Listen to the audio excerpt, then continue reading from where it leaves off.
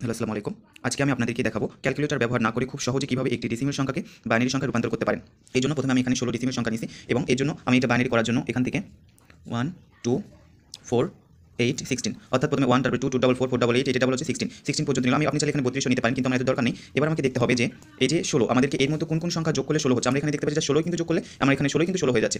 এই জন্য আমি এখানে শুধুমাত্র 16 নিচে এখানে 1 দেব এবং বাদবাকি যতগুলো সংখ্যা আমার এই পাশে রয়েছে সবগুলোতে আমি 0 বসাই দেব। তাহলে দেখুন এটা আমার কিন্তু বাইনারি হয়ে গেল।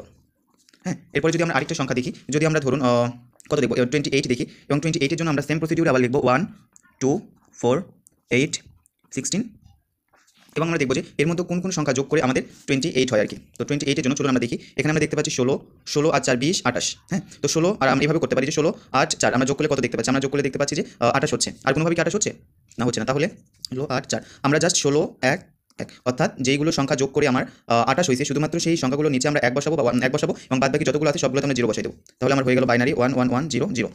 এই পদ্ধতি অনুসরণ করে আপনারা যে কোনো সংখ্যাকে আপনারা ডেসিমেল টু বাইনারি করে নিতে পারেন। এরপর যদি আমি 64 দেখাই, 64 তো 64 এর ক্ষেত্রে আমরা দেখতে পাবো 1 2 4 8 16। তো এখানে সেম, এখানে আমার 64 তো আমাদের যোগ করার আর কোনো ঝুঁকি ঝামেলা নেই।